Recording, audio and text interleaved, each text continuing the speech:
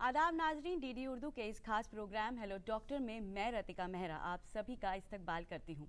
Hello doctor की हर पेशकश में हम आपको बताते हैं आपकी सेहतमंद ज़िंदगी का राज, ताकि आप बदल सकें अपने जीने का अंदाज। आज हम सेलिब्रेट कर रहे हैं वर्ल्ड हेल्थ डे। और अच्छी सेहत तो हम सभी को चाहिए, और उसके लिए ये ज़रूरी है कि हम अच्छा खाएं, अच्छी तर्ज ज़िंदगी को अपनाएं और साथ में रोज़ वर्जिश करें। और वर्जिश करने के लिए हमारी हड्डियों का मजबूत होना बेहद ज़रूरी है, क्योंकि ये जो हमारी हड्डियां हैं ये हमारे पूरे जिस्म को ना ही सिर्फ आकार देती हैं, बल्कि हमारे जिस्म के सभी अंगों की हिफाजत भी करती हैं। तो अगर हमारी हड्डियों में अगर हम उनका ख्याल अच्छे से ना रखें तो कई तरह की दिक्कतें आ सकती हैं, जैसे कि हड्डियों में कमज़ोरी का हो जाना, हड्डियों में सूजन, जोड़ों में दर्द, गठिया और भी ज़्यादा प्रॉब्लम्स आ सकती हैं। तो नाजरीन, अगर आप भी हड्डियों की किसी भी तकलीफ से जूझ रहे हों तो आप हमारे स्क्रीन पर दिए गए टोल फ्री नंबर पर कॉल कर सकते हैं और हमारे एक्सपर्ट से अपने सवालात पूछ सकते हैं। लेकिन उससे पहले आइए देखते हैं ऑर्थोपेडिक प्रॉब्लम्स पर ये स्पेशल रिपोर्ट।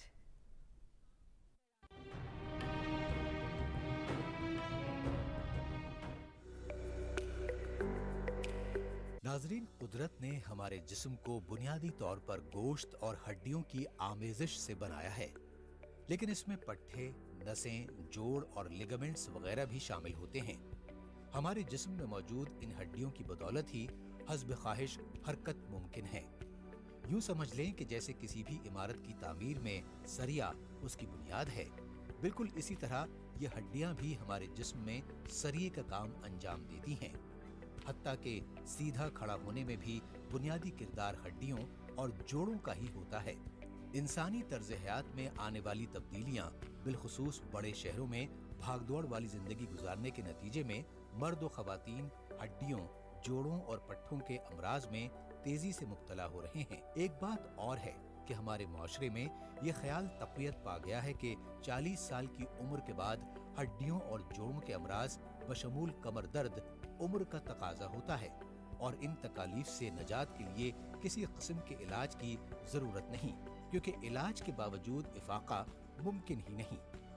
यही वजह है कि लोगों की एक बड़ी तादाद हड्डियों और पट्टों की तकलीफ उम्र का तकाजा समझकर बर्दाश्त कर लेती है, जबकि हकीकत इसके बरक्स है। काबिल गौर है कि 70 साल की उम्र के अफराद भी अगर सेहतमंद हों तो इन तकालीफ को हरगिज बर्दाश्त नहीं करना पड़ता। लेकिन फिर भी हकीकत यही है कि उम्र के साथ साथ हड्डियों में कमजोरी आती जाती है, और इसीलिए शुरू से ही एक सरगर्म यानी एक्टिव जिंदगी गुजारने के तरीके पर अमल करना जरूरी होता है। दौरे हाजिर में हड्डियों के अमराज की बढ़ती हुई शरह की कई वजूहात हैं, जैसे गैर मयारी ग़िज़ा, बाकायदगी से वर्जिश न करना, कद-काठी की मुनासबत से वजन का ख्याल न रखना, फलों और सब्जियों का कम इस्तेमाल करना और एक सुस्त तर्ज जिंदगी का होना। मुशाहिदे में पाया गया है कि घुटनों और कमर दर्द के अक्सर मरीज बाकायदा वर्जिश न करने के बायस मोटापे का शिकार हो जाते हैं।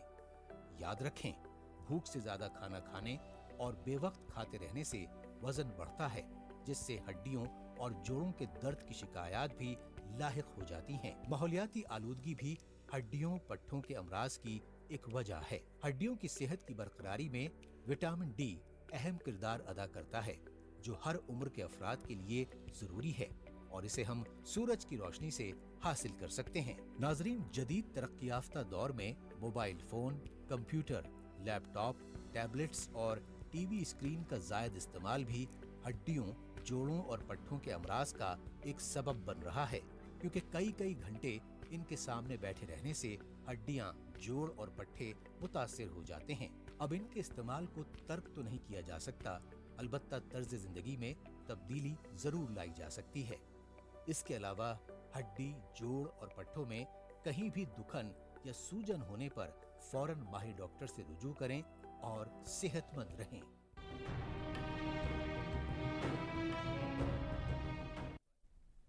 हेलो डॉक्टर में वर्ल्ड हेल्थ डे के मौके पर हम आपको ये तो बताएंगे कि आप अपनी सेहत का ख्याल कैसे रखें, लेकिन उसके साथ साथ हम आपको ये भी बताएंगे कि किस तरह से आप अपनी हड्डियों को मजबूत कर सकते हैं, और अगर किसी तरह की कोई दिक्कत आ जाए तो क्या करें। इन्हीं सभी मौजू पर आज बातचीत करने के लिए हमारे साथ हैं डॉक्टर्स का एक खास पैनल। तो आइए आपका उनसे तारुफ कराते हैं। हमारे साथ हैं doctor Rahul Khare, professor and unit head, department of orthopaedic, RML hospital Delhi से आपका इस्तकबाल है। हमारे साथ है प्रोफेसर डॉक्टर आर के Beniwal, professor and unit head Safdarjung hospital Delhi से, आपका भी इस्तकबाल है सर। और हमारे साथ है doctor Pawan Kumar Mali, chief medical officer in directorate of Ayush government of Delhi, आपका भी इस्तकबाल है। तो डॉक्टर राहुल, प्रोग्राम की शुरुआत आपसे करते हैं। हम सभी जानते हैं कि आज हम सभी वर्ल्ड हेल्थ डे मना रहे हैं, तो आज के दिन को बीइंग अ डॉक्टर आप कैसे देखते हैं?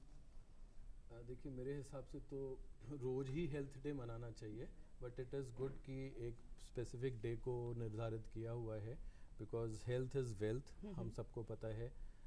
मैं सारे लोगों को विश्व स्वास्थ्य दिवस पर, वर्ल्ड हेल्थ डे पे शुभकामनाएं कर देता हूं। और मैं तो कहता हूं कि अपने सेहत का ख्याल रखें एंड स्वस्थ रहें, मस्त रहें।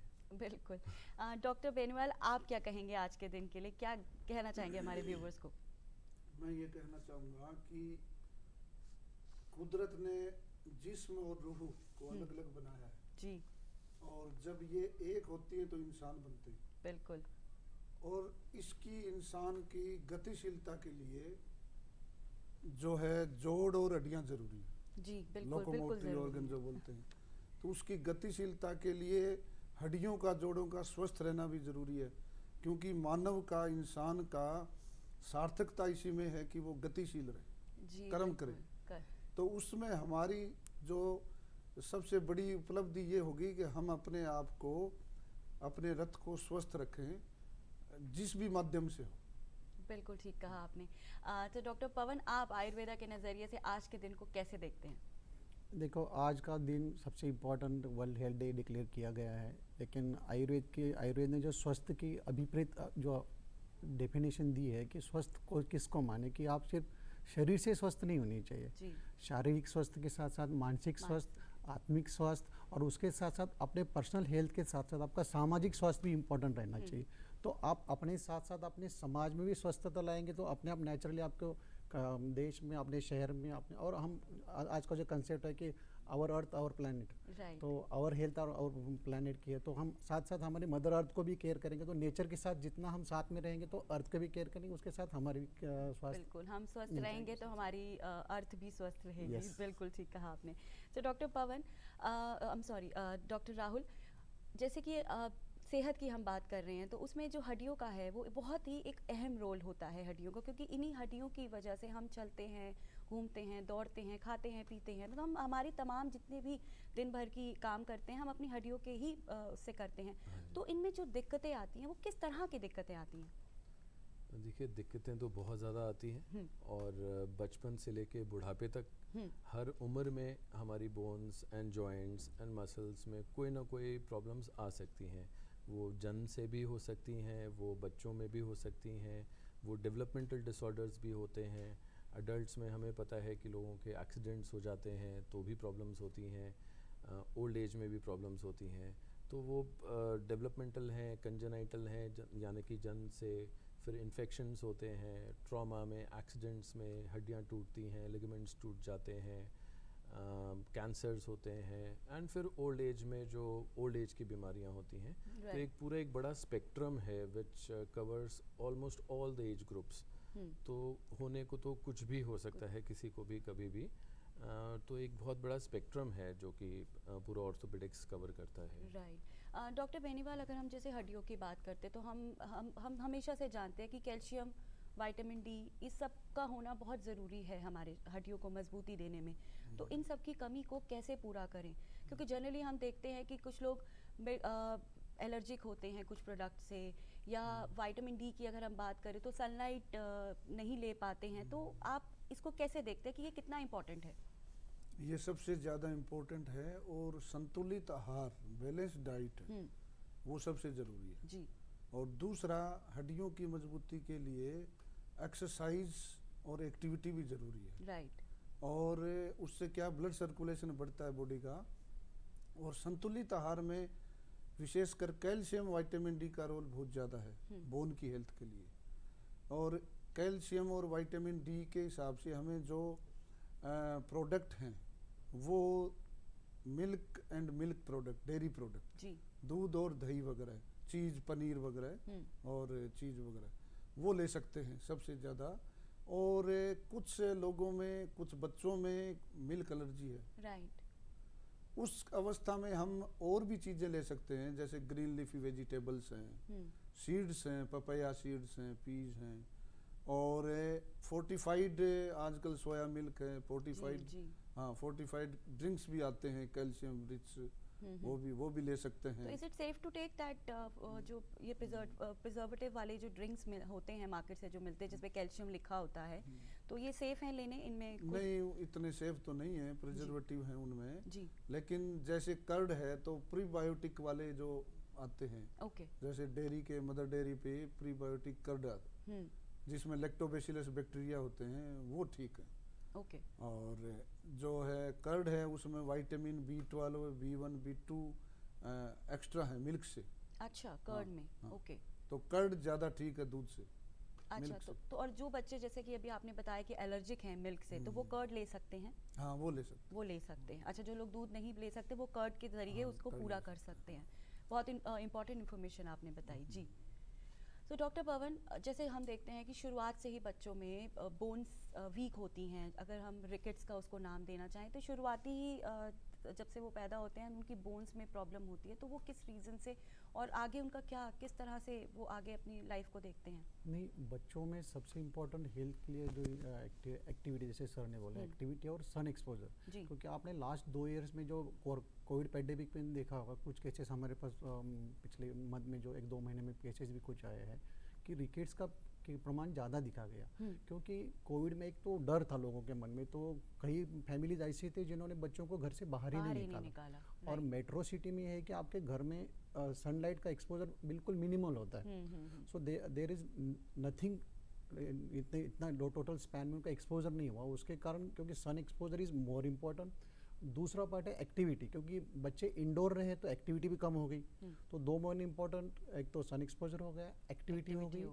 थर्ड पार्ट में एक आयुर्वेद के पर्सपेक्टिव से एक बताना चाहूँगा कि जो आयुर्वेद में एक डेली रूटीन बताया गया है कि आपको दिनचर्या में डेली रूटीन में क्या करना चाहिए। तो बच्चों में सबसे इम्पोर्टेंट है कि एक डेली मसाज है, होल बॉडी मसाज। डेली आपको डेली ऑयल का मसाज डेली करना चाहिए ताकि वो हड्डियों में मजबूती प्रदान करे। वो बिल्कुल। तो और जैसे सबसे कि अच्छा आजकल तरीका है हम जो बच्चों में डेली यूज़ करना जी, चाहिए। जैसे आजकल हम सुन रहे हैं कि अब बच्चों ने स्कूल जाना शुरू कर दिया है। 2 साल से घर में ही थे, पर अब जब स्कूल जाते हैं बच्चे तो कंप्लेंट्स करते हैं कि पैरों में दर्द हो रही है, बिकॉज अभी यूज टू नहीं थे। Yes. तो क्या ये जो आप मसाज की बात कर रहे हैं तो ये उसके ऊपर हाँ बिल्कुल, उनके लिए भी, क्योंकि एक तो एक्टिविटी नहीं है, मसल्स में वो टोन अप नहीं है जी। तो टोन अप के लिए एक तो लाइट एक्सरसाइज उनको चालू करना चाहिए अगर नहीं कर रहे हैं तो। क्योंकि मसल्स में एक टोन बिल्डअप करना जरूरी है। तो व्यायाम जो दिनचर्या का एक पार्ट है, जैसे मैंने मसाज का बोला कि व्यायाम is also part of the दिनचर्या। That should be the making should be habit of not only for childrens, in the all age group, according to the आपका एज के हिसाब से, आपके शरीर के बल के हिसाब से आपको डेली नित्य व्यायाम भी करना चाहिए।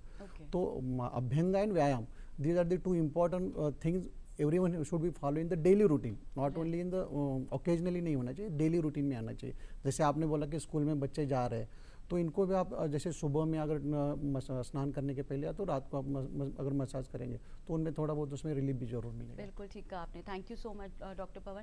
डॉक्टर राहुल, हम अभी बात कर रहे हैं कंटिन्यूसली विटामिन डी की, और हमें पता है कि जो सनलाइट है वो उसका सबसे मेजर सोर्स रहता है। तो क्या सही टाइम है सनलाइट को लेने का, और कितना टाइम हमें सनलाइट लेनी चाहिए जिससे कि वो डेफिशिएंसी हमारी बॉडी की पूरी हो? देखिए, विटामिन डी इसलिए बहुत ज़रूरी है क्योंकि वो कैल्शियम को, जो भी हम डाइट से कैल्शियम हमारे अंदर जा रहा है, हम खा रहे हैं या हम कैल्शियम सप्लीमेंट्स ले रहे हैं, तो विटामिन डी जो होता है वो कैल्शियम को अंदर एब्जॉर्ब करता है। तो इसलिए it is a very important vitamin. And apart from bones वो और भी बॉडी के फंक्शंस में बहुत इंपॉर्टेंट रोल प्ले करता है। जैसे अभी आप लोगों ने सुना होगा कि कोविड के प्रिवेंशन में या कोविड के ट्रीटमेंट में भी विटामिन डी का रोल था, इम्यूनिटी बिल्डअप करने के लिए, एंड कोविड में भी देते थे लोगों को विटामिन डी। तो विटामिन डी नेचुरली तो हमें बहुत कम फूड सोर्सेज में से मिलता है, जैसे कि कुछ सी फूड में मिल जाता है, सी फिशेस में मिल जाता है, या फिर एग का जो योक होता है येलो वाला पार्ट, उसमें मिल जाता है।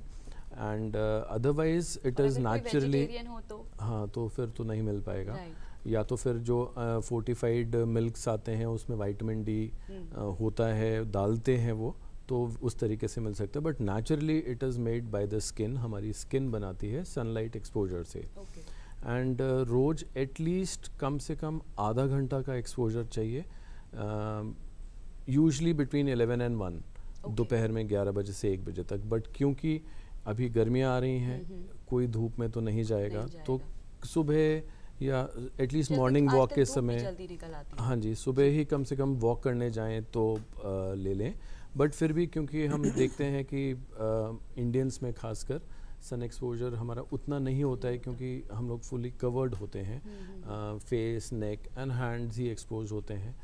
तो इसलिए मेरा तो सुझाव ये है कि at least after the age of 40 या इवन बच्चों में साल में एक बार विटामिन डी का टेस्ट ज़रूर करा लें, ताकि पता तो चले कि डिफिशिएंसी हो रही है कि नहीं हो रही है।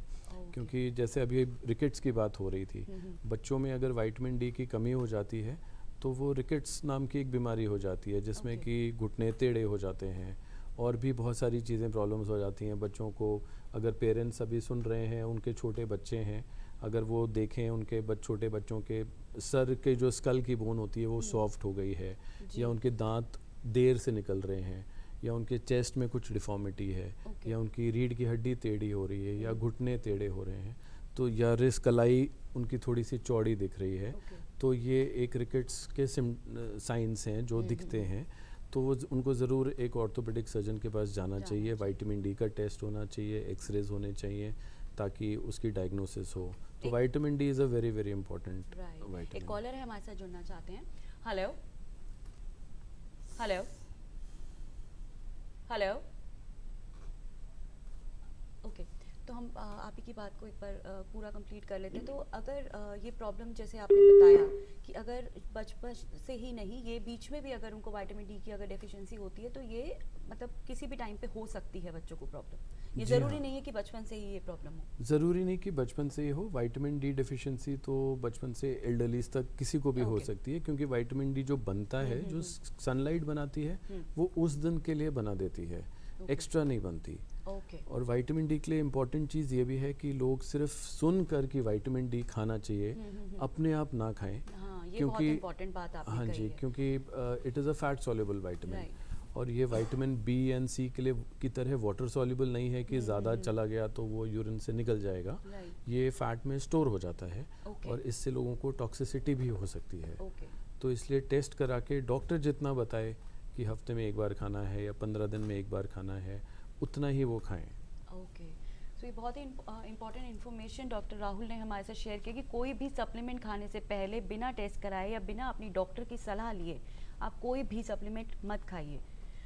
डॉक्टर बेनीवाल, आजकल हम देखते हैं कि पहले ये कहा जाता था कि 50 की उम्र में या 60 की उम्र से जो है जोड़ों में, घुटनों में दर्द शुरू हो जाती है, लेकिन अब हम देखते हैं कि यंग एज से ही ये दिक्कतें शुरू हो गई, कमर में दर्द हो जाना, नेक में प्रॉब्लम हो जाना, स्पेशली हमारे घुटनों में दर्द होना। तो ये क्यों हो रहा है?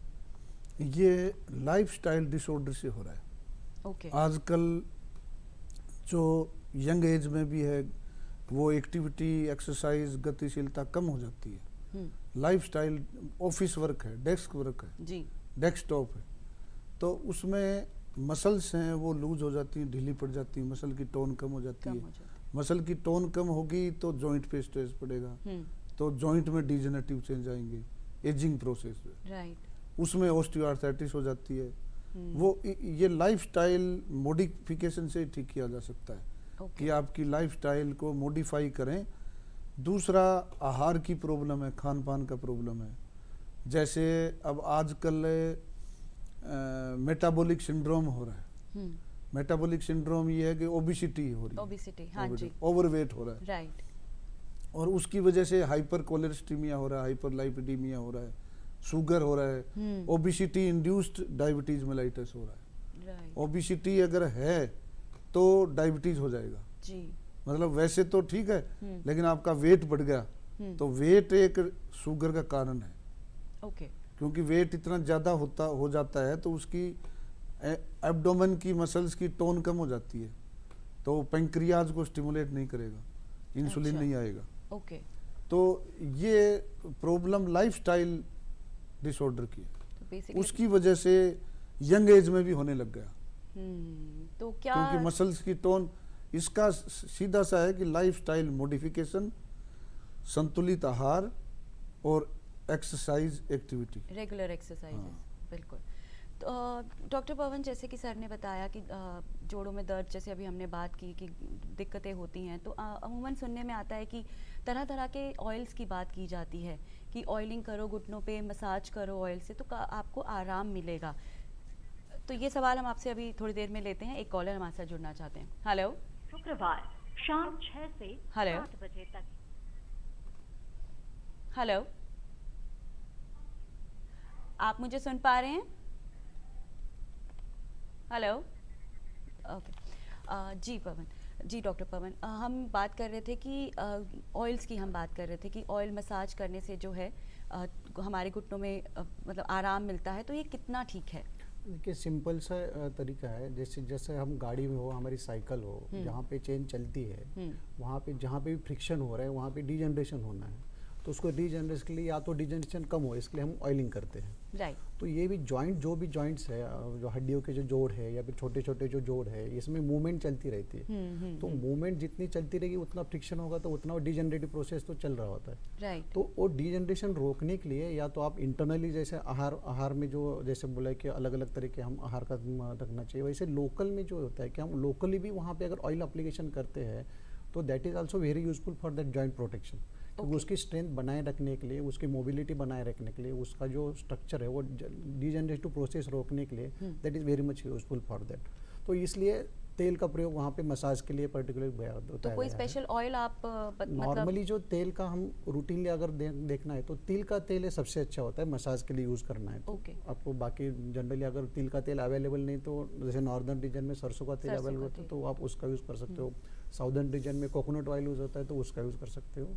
इसके सिवा भी अलग अलग तरह के जो डिफरेंट ऑयल्स है वो it depends on the patient कि हम कौन सी बीमारी है उसके हिसाब से कौन सा तेल देना है। अलग अलग जैसे महामास तेल है, अश्वगंधा तेल है, जी जी, तो और भी बाकी तेलों का भी डिफरेंट तेल का प्रयोग किया जाता है। तो हम ये माने कि अगर जैसे नॉर्मल दिक्कत है तो हम ये सरसों का तेल या तिल का तेल इस्तेमाल कर सकते हैं, लेकिन अगर ज़्यादा सीवियर प्रॉब्लम है तो कोई भी चीज़ का इस्तेमाल करने से पहले डॉक्टर से एक बार कंसल्ट करना, क्योंकि उसके फिर बीमारी का अलग अलग बीमारी आ सकती है। ऐसा नहीं कि हर बार आपको सिर्फ डिजेनरेटिव डिसीज के कारण पेन हो रहा हो, कभी कुछ इन्फ्लेमेटरी भी प्रॉब्लम हो सकता है या फिर कोई सिस्टमिक डिसीज हो सकता है आपको इंटरनल।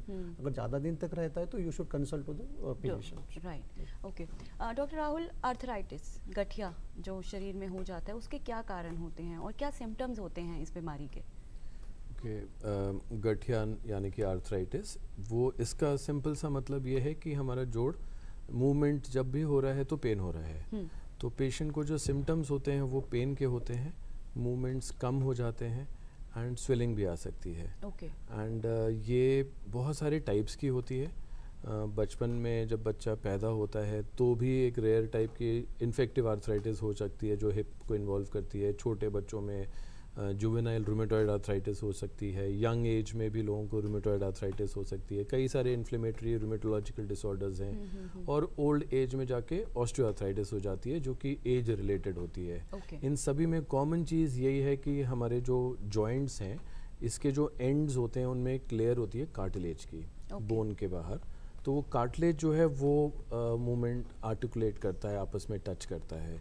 तो धीरे धीरे किसी भी वजह से, चाहे वो इन्फेक्शन हो, चाहे वो इन्फ्लेमेटरी डिसऑर्डर हो या किसी को जोड़ का फ्रैक्चर हो गया हो और जोड़ थोड़ा सा उबड़ खाबड़ हो गया हो, तो कार्टिलेज डैमेज हो जाए एज की वजह से या इन सब रीजंस की वजह से, तो जब भी कार्टिलेज डैमेज हो जाएगा तो कार्टिलेज वहाँ से घिस जाएगा। वियर एंड टियर से भी जब ख़त्म हो जाएगा तो बोन के एंड्स आपस में टकराते हैं। कार्टिलेज में तो कोई नर्व सप्लाई नहीं होती लेकिन बोन के एंड्स में होती है।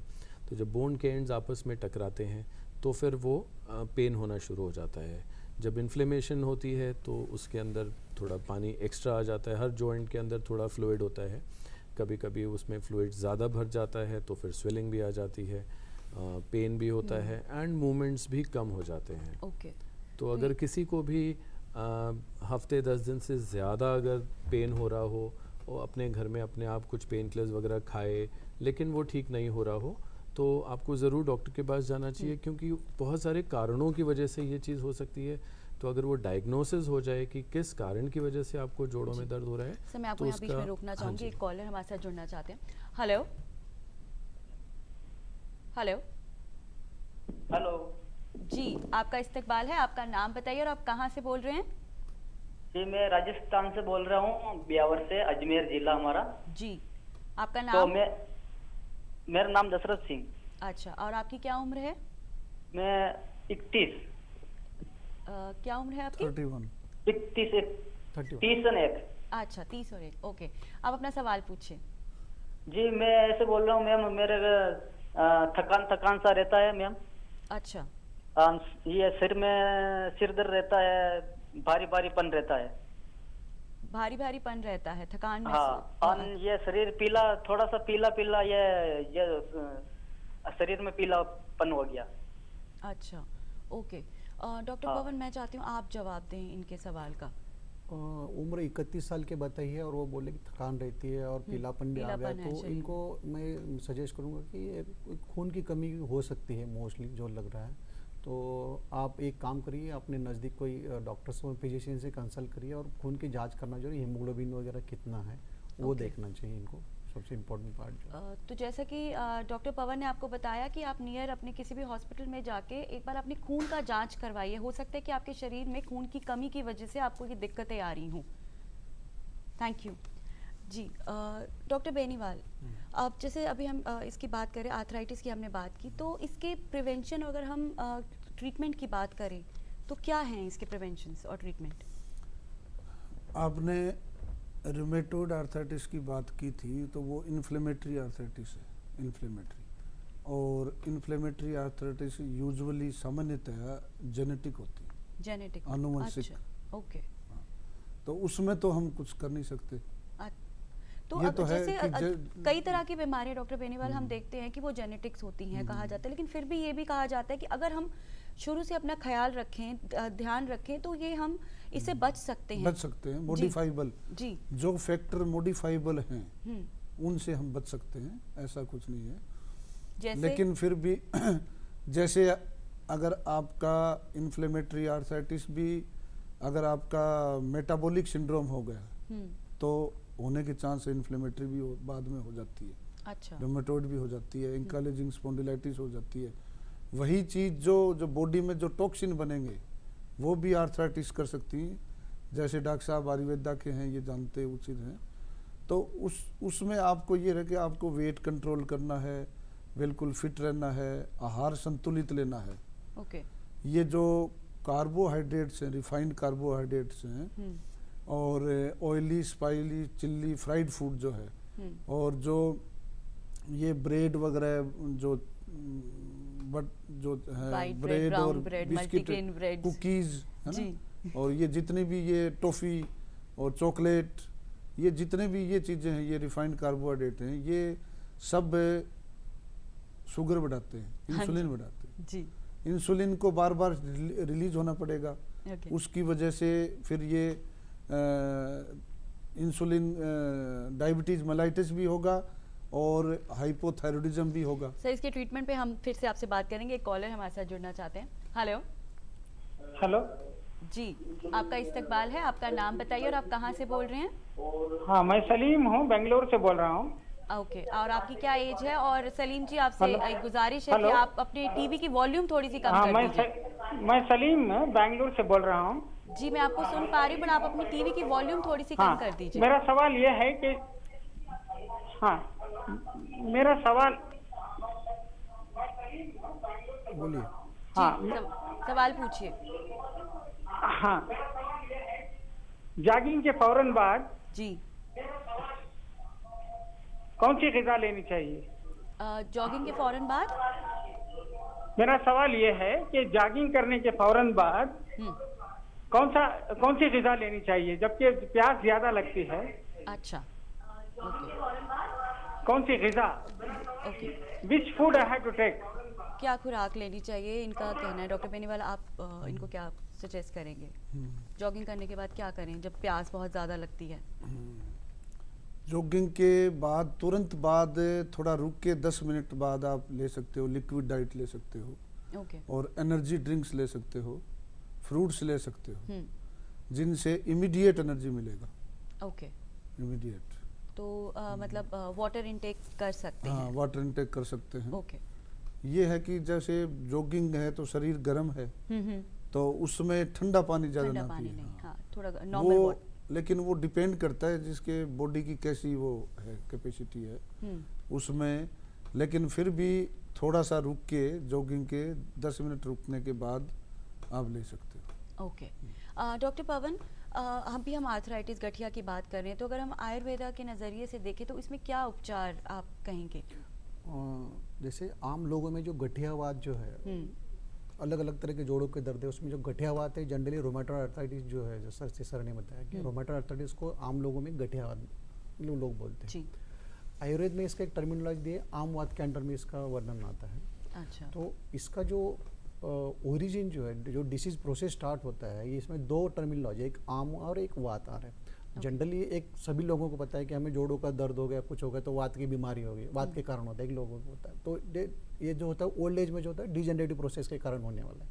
लेकिन आमवात एक ऐसा विकार है जो कि ओल्ड एज में नहीं होता, ये मिडल एज में, अर्ली एज में होता है। और ज़्यादा से ज़्यादा ये पाया गया कि लेडीज़ में ज़्यादा पाया गया है।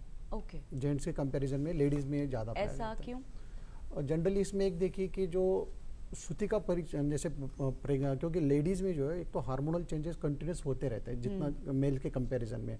पीरियड्स के टाइम में हार्मोनल चेंजेस होते थे, प्रेगनेंसी के टाइम में हार्मोनल चेंजेस होते रहते। दूसरा है आफ्टर प्रेगनेंसी, डिलीवरी के बाद में, डिलीवरी के बाद में जो हाइजीन है, सूती, इसको हम सूती का बोलते हैं। जैसे डिलीवरी जिसकी हो गई उसको सूती, तो सूती का परिचर्या का वर्णन किया कि व्हाट शी शुड डू। तो जनरली हम देखते हैं कि डिलीवरी के बाद में आजकल अब बैक एज में जाएंगे तो देखिए डिलीवरी के बाद में कम से कम 1 महीना, 2 महीने, 3-4 महीने तक उसको घर में कोई काम नहीं दिया जाता था। घर के सब लोग उसके घर के उसकी सेवा में लगे होते, बच्चे के और उसकी सेहत के लिए। क्योंकि मूवमेंट थोड़ी रिस्ट्रिक्शन, क्योंकि ऑलरेडी उसकी बॉडी एग्जॉस्ट हो चुकी होती है। तो उसको दूसरा हम डिफरेंट तरह के फॉर्मेंटेशंस वगैरह, फिर मसाज वगैरह, इसका भी प्रयोग पुराने इसे करते थे। लेकिन आजकल के इसमें क्या होता है कि हम 1 हफ्ते में ही वो रूटीन में लग जाती है। हाँ जी। जैसे पुराने में देखिए कि 1 महीने तक उसको ठंडे पानी में हाथ भी नहीं डालने देते थे। आजकल हाँ जी। तो ये 2 चीज़ें साथ में हो रही होती है, एक तो आमावस्था है और वात का प्रकोप है। तो इसलिए आफ्टर डिलीवरी बहुत सारे लेडीज़ में देखा जाता है 1 महीने 2 महीने के बाद ये जॉइंट पेन स्टार्ट होते हैं, वो कंटिन्यूस होकर वो गठिया केस में फिर आगे चल के जाते हैं। ओके।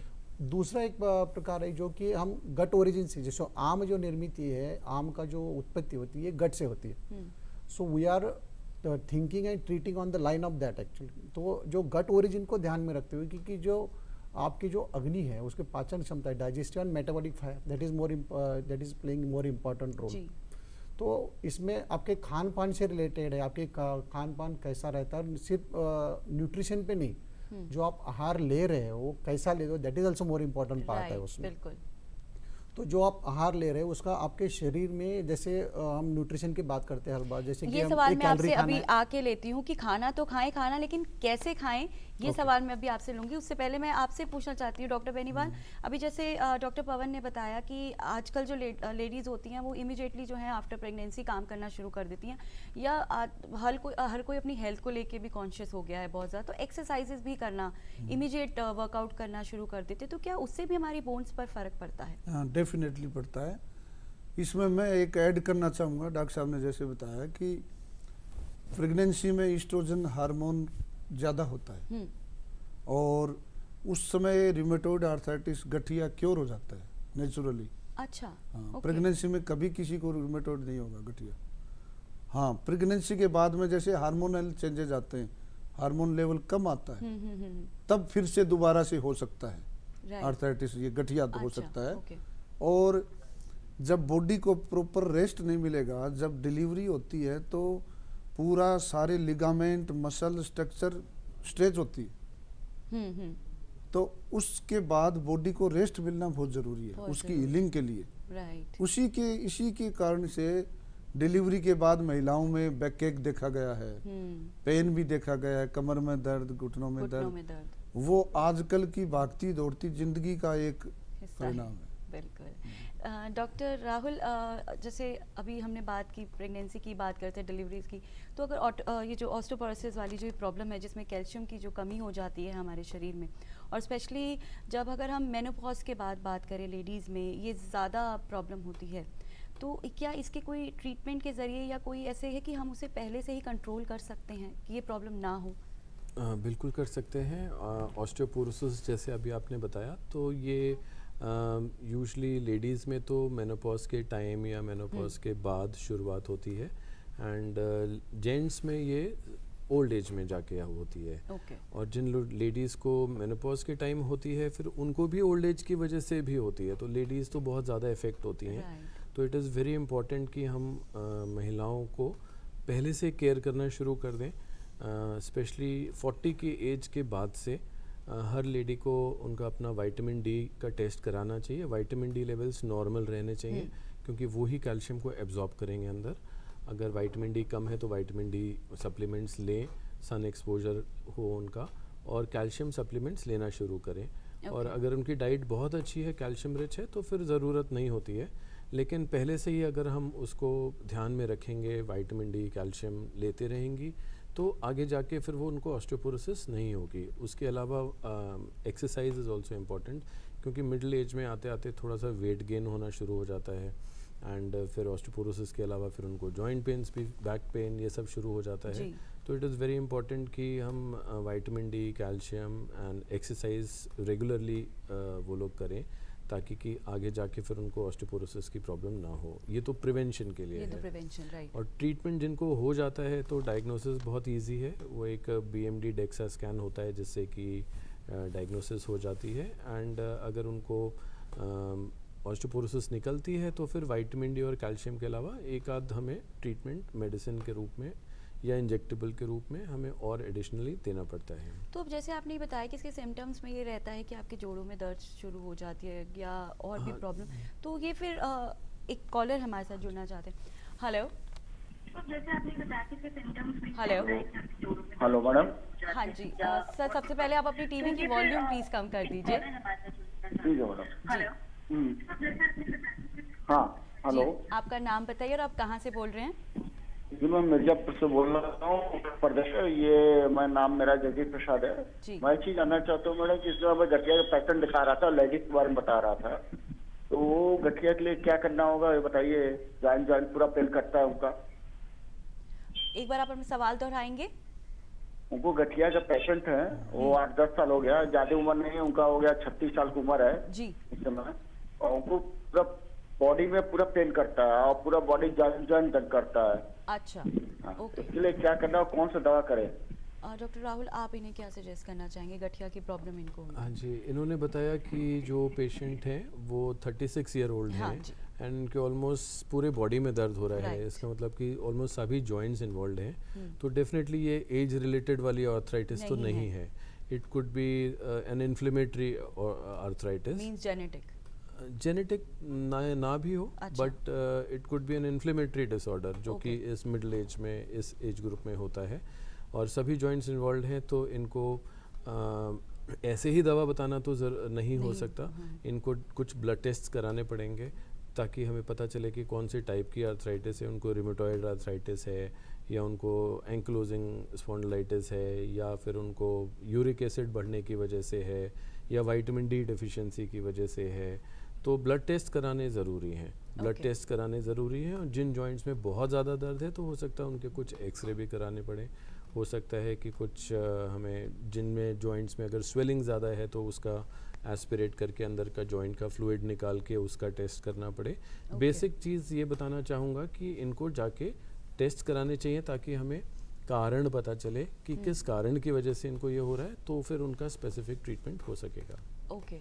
तो जैसे कि डॉक्टर राहुल ने आपको बताया कि आप पहले जाके कुछ ब्लड टेस्ट हैं वो आप अपने डॉक्टर के पास जाके उन ब्लड टेस्ट को करवाइए, उसी के बाद ही अच्छे से पता लग पाएगा कि एग्जैक्टली दिक्कत किस चीज़ की है और कौन सा अर्थराइटिस की यानी कौन सी गठिए की प्रॉब्लम है आपको। डॉक्टर बेनीवाल, जैसे कि अभी डॉक्टर राहुल से हम बात कर रहे थे ऑस्टियोपोरोसिस के ऊपर कि प्रिवेंशन सर ने बताए, लेकिन ऐसे कौन कौन से टेस्ट हैं हमें जो अब जैसे 36 की एज में ही इनको आर्थराइटिस का प्रॉब्लम हो गया, तो ऐसे यंग एज में भी ये दिक्कतें आ रही हैं, तो विटामिन डी की डेफिशिएंसी या और भी जो भी डेफिशिएंसीज है वो कम उम्र में हो जाती है, तो क्या सही एज है जब हमें लगता है कि अब हमें अपनी बॉडी के टेस्ट करवाने चाहिए और कौन कौन से टेस्ट करवाने चाहिए? देखो, जो मीनोपॉज से पहले जो प्रॉब्लम आर्थराइटिस है वो या तो इन्फ्लेमेटरी आर्थराइटिस है या फिर लाइफस्टाइल मॉडिफिकेशन, लाइफस्टाइल डिसऑर्डर की वजह से है। ओबेसिटी की वजह से है, क्योंकि मसल उनकी लूज पड़ जाती हैं तो वो एक्सरसाइज नहीं कर पाते, तो उसमें जॉइंट को सपोर्ट नहीं करती मसल्स, तो डिजेनरेटिव चेंजेस जल्दी शुरू हो जाते हैं। ओके, एजिंग प्रोसेस मैं आपको जल्दी यहाँ शुरू पे हो रोकना चाहूंगी, कॉलर हैं। हेलो हेलो, जी, ये अभी जो बात हो रही है इनसे बात हो सकती है? हाँ जी हाँ जी, आप अपना सवाल पूछिए। ये मेरे जोड़ों में बहुत दर्द है। ओके, और झुका नहीं जाती। जी जी बताइए, सवाल पूछिए। जी डॉक्टर साहब, मैं ये मालूम करना चाहती हूँ, मेरे हर जोड़ में दर्द है और ना मैं झुक सकती ना बैठ सकती, और घुटनों से बहुत उकड़ू नहीं बैठ सकती, कहीं भी मतलब नमाज की बात कुछ नहीं कर सकती। ओके, सर इनका कहना है कि इनके जोड़ों में दर्द, सारे जोड़ों में दर्द है। एज क्या है? आपकी एज क्या है? आप अपनी एज बताइए। ना मेरे घुटने मुड़ते। आप मुझे आपकी कुछ उम्र बता क्या दीजिए। है? आपकी उम्र क्या है? 50। 50। सुबह के टाइम ज्यादा होता है 50 साल।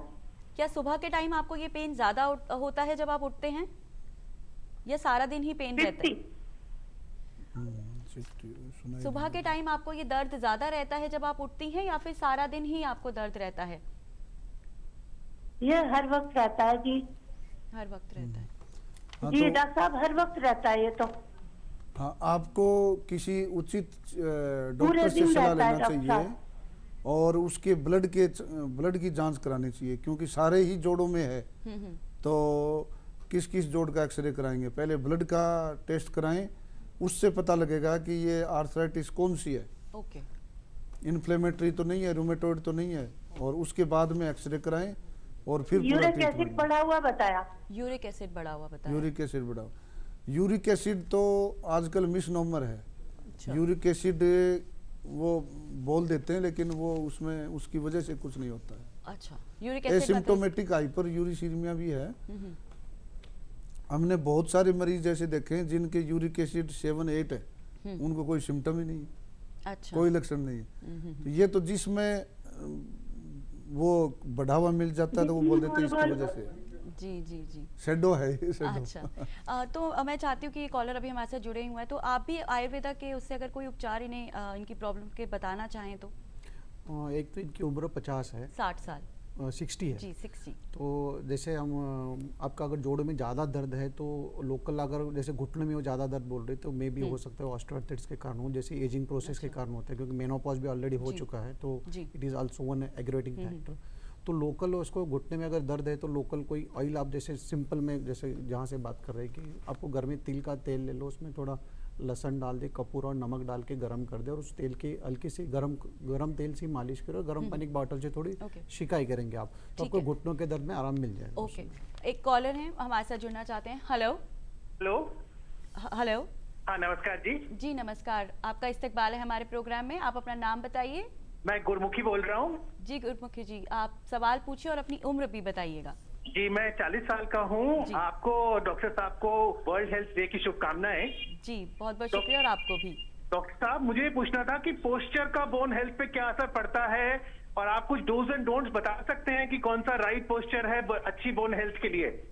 जी बहुत अच्छा सवाल इन्होंने पूछा है। पोस्चर्स का मतलब सही तरीका बैठने के, जिससे काफ़ी दिक्कतें आती हैं, और अभी हमने देखा है कि इन कोविड के टाइम पे ज़्यादातर वर्क फ्रॉम होम, तो एक ही चेयर पे बैठे बैठे काम करते करते, तो क्या आप डूज एंड डोंट्स बताना चाहेंगे?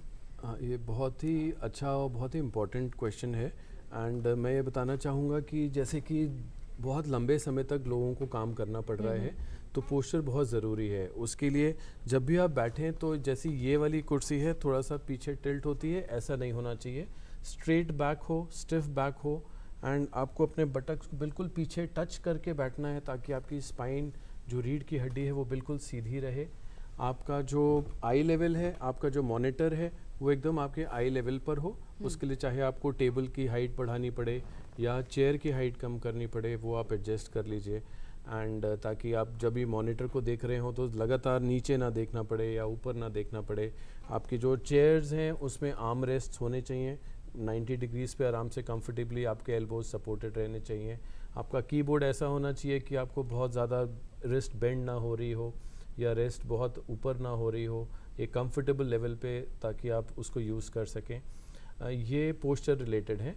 प्लस ड्यूरेशन, लोगों को 10-10, 12-12 घंटे तक लगातार काम करना पड़ता है, तो आफ्टर एवरी 40 मिनट्स और so you should always get up and take a break.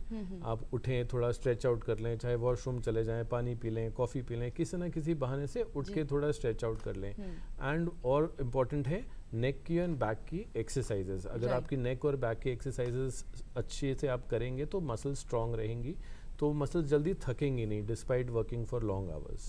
Thank you so much doctor Rahul. मैं चाहती हूँ जल्दी से एक मैसेज भी, आज वर्ल्ड हेल्थ डे है, तो आप हमारे व्यूवर को एक मैसेज भी जल्दी से जल्दी आप दे दीजिए। ओके, मेरा मैसेज ये रहेगा कि वर्ल्ड हेल्थ डे पे कि आप लोग सब खूब अच्छा सा नियमित आहार लीजिए, संतुलित आहार लीजिए, खूब एक्सरसाइज करिए और स्वस्थ रहें। Thank you. डॉक्टर बेनीवाला, आप क्या कहना चाहेंगे? मैं यही कहना चाहूँगा कि आज विश्व स्वास्थ्य दिवस के उपलक्ष्य में ये प्रोग्राम ऑर्थोपेडिक पे, बोन्स पे रखा गया है जी। और जैसे कि मैंने पहले कहा कि रूह और जिस्म जब मिलते हैं तो इंसान बनते हैं, और इंसान का सार्थकता मोबिलिटी है। Mobility is life, life is mobility. तो उसके लिए हमें जॉइंट्स की, स्वस्थ जोड़ों की आवश्यकता है और स्वस्थ हड्डियों की आवश्यकता है। तो आज के दिन सब ये प्रण करें कि लाइफ को मोबाइल बनाएं, mobility is life, life is mobility, और स्वस्थ रहें, खुश रहें, अपनी वर्कआउट करें, एक्सरसाइज करें, रूटीन बनाएं, एक दैनिक दिनचर्या बनाएं और संतुलित आहार लें। बिल्कुल। डॉक्टर पवन, आप क्या कहना चाहेंगे? इसमें मैं जोड़ना चाहूँगा कि जैसे हमारा एक जीवन का उद्देश्य क्या होता है, तो धर्म, अर्थ, काम और मोक्ष जनरली उद्देश्य मानते हैं, लेकिन धर्म, अर्थ, काम, मोक्ष, इनके मूल में जो है वो आरोग्य है जी। तो जब तक आपके पास आरोग्य नहीं होगा, आप ये चारों पुरुषार्थ प्राप्त नहीं कर पाते, या फिर लाइफ में जो आप अचीव करना चाहते हैं नहीं पाते। तो हर एक व्यक्ति को डेली उठते समय पहले ध्यान रखना है कि मेरे स्वास्थ्य के लिए आज मुझे क्या करना है। जैसे हम डेली के प्लानर्स बनाते हैं कि मुझे कल जाके ऑफिस में क्या करना है, तो ये डेली का रूटीन रखें कि मुझे हेल्थ के लिए मुझे आज क्या करना है। तो डेली रूटीन दिनचर्या जो आयुर्वेद ने बताया कि उसे सुबह से लेकर शाम तक क्या करना है, आपके नज़दीक में जो भी फिजिशियन उनसे जाए।